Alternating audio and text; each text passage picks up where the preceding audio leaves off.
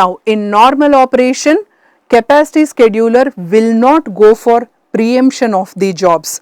There is no forced termination of the jobs. So, we know what do we mean by preemptive scheduling. So, in default operation, capacity scheduler will not go for automatic preemption of the jobs. And suppose there is a queue which is running at under capacity. What do we mean by under capacity? I wanted 5 resources, but there are only 3 available. So, I am running at under capacity. In such cases, what it will do is, even you are trying to increase the demand or the demand increases as the application is proceeding, the queue will return to its capacity only when other queues are releasing. Because my demand is increasing, I will not preempt the jobs which are running in other queues. That is there in capacity scheduler, it will never go for preemption of jobs. Now, sometimes it is possible to mitigate this by configuring queues with a maximum capacity so that they do not eat into other queues capacities too much. What do we mean by this? So, I do not want to run my queue with under capacity. So, what they say is, during configuration itself I try to give more resources. This is a contradiction to the queue elasticity. What do we mean by queue elasticity? I start with less number of resources and I try to use the resources of other queues which are idle. That is queue elasticity. Now, you are not allowing this queue to use the resources idle of other queues. What you are saying is, you need 5, I will give you 7 resources. You are trying to give more than the required one, right? That is in contradiction to queue elasticity. Which one should I use? Should I go for queue elasticity or should I give more capacity to the queues? It is a trade-off. Then, in addition to configuring the queue hierarchies and capacities, we also have control settings like maximum number of resources a single user application can take and how many applications can run simultaneously, how do I go for access control lists and so on. Now, queue placement, where are we trying to place the queues? The way we specify which queue an application should go into is the application specific property. Say for example, we can set a property called map_reduce.job.queueName to the name of the queue where your job should be placed.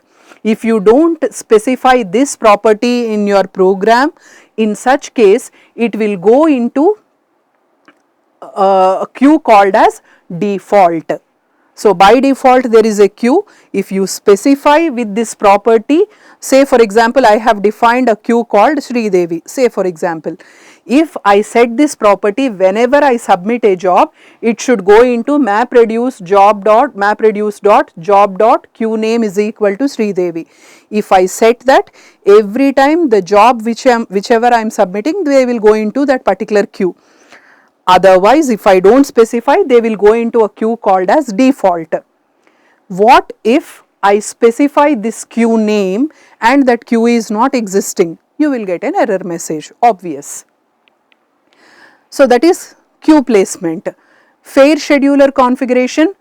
What is the fair scheduler trying to do? Whatever resources that are available, they are fairly distributed among all the jobs which are running simultaneously. So, the fair scheduler attempts to allocate resources so that all the running applications get the same share of resources. Fair sharing actually works between queues also. Now, the term queue, pool of jobs, they are used interchangeably when we are trying to talk about yarn scheduling and fair scheduler. Now, try to understand this one. In order to see this example, what did we start? There are 2 users A and B, each one has their own queue. Now, A has started a job and it is allocated all the resources because right now nobody has submitted a job. After some time, B has submitted a job. In such case, what will happen? After some time, if B is trying to submit a job, then the resources will be shared among the queue A as well as queue B. Say for example, after some point of time, A has submitted a small running job. In such case, what will happen? The small running job queue will try to see how many number of applications are there, and all these applications will try to share the resources that are allocated for that particular queue. Now, how do we enable the fair scheduler? So, these are the properties we can try to set in order to enable the fair scheduler. By default, it will be the FIFO scheduler. You want to change it to the other type of scheduler. This is the property we need to set, yarn dot resource manager dot scheduler dot class. So, you need to set that, or you can also change in the XML file, yarn site dot XML file. Or you can also specify, this is how in the XML file you need to find out org.apache.hadoop.yarn.server.resource-manager.scheduler.fair schedule. This is the property to be set in XML file. Now, what is the queue configuration? The fair scheduler is configured using an allocation file called as fair scheduler.xml file. This is the configuration file for fair scheduler, and this file is to be loaded from the class path. This name can be changed. Suppose I do not want to use this one, I want to use another scheduler configuration file. You can change it like this, yarn.scheduler.fair.allocation.file. This can be changed to another file. If that file is not available, fair scheduler operates. And every application is placed in a queue which is named after the user. I told if we do not specify any queue name, it by default goes into the default queue. Which default queue? Whichever user has logged in, on his name a default queue will be maintained, and it tries to use the queue in order to place the jobs.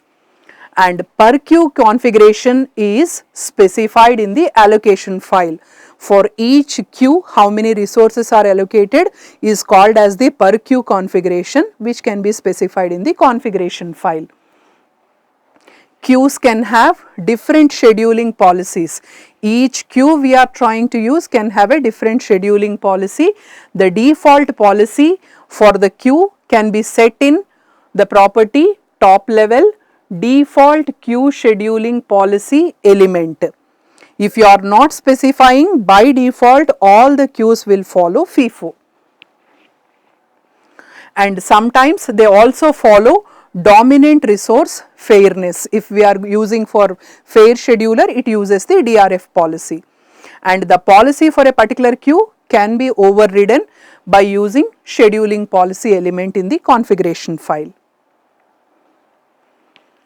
And queues can be configured with what are the minimum number of resources a queue is supposed to have, what are the maximum number of resources the queue can have. So, we can set both the things. Sometimes the minimum resource setting is a hard limit. Why so?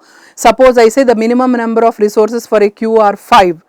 I may not have 5 resources. So, you cannot exactly set the minimum limit for the resources.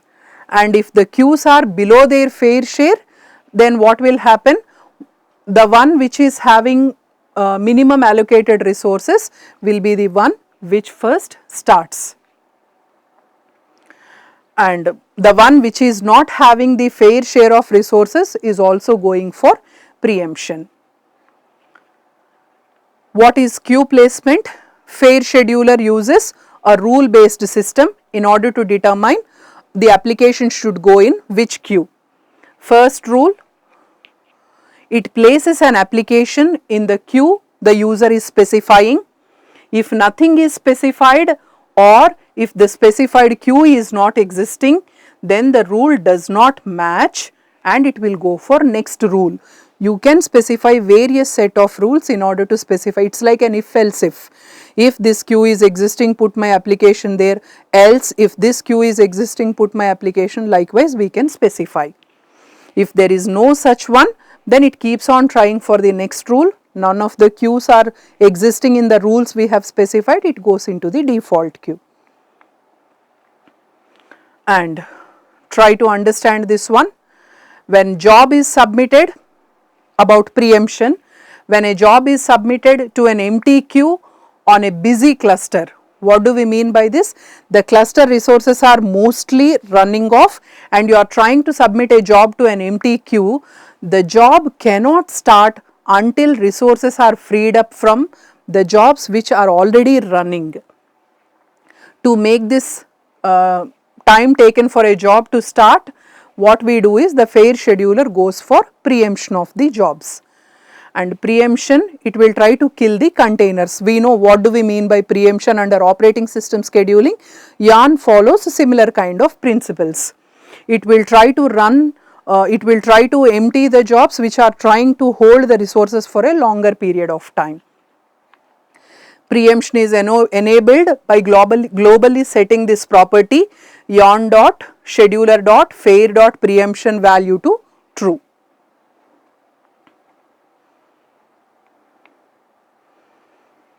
And also, if a queue waits for as long as its minimum share preemption timeout without receiving the share of the resources, then the scheduler will keep preempting the containers from other jobs. And if the queue remains below half of its fair share for as long as the fair share preemption timeout, then the scheduler will try to go for preempt the other ones. See, I can have, at least I can start with half of my share, but if I am running below that, the scheduler will try to preempt the other jobs. And these are the properties to be set whenever we are trying to go for what is the threshold time for preemption, how long the process has to wait, all such properties can be set. Thank you.